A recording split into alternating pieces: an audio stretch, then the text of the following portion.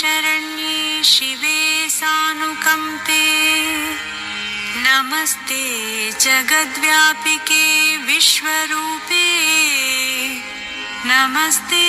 जगद्वन्द्यपादारविन्दे नमस्ते जगत्तारिणि त्राहि दुर्गे नमस्ते ह्रीं कालाभ्रावां कटाक्षैररिकुलभयदां मौलिबद्धेन्दुरेखां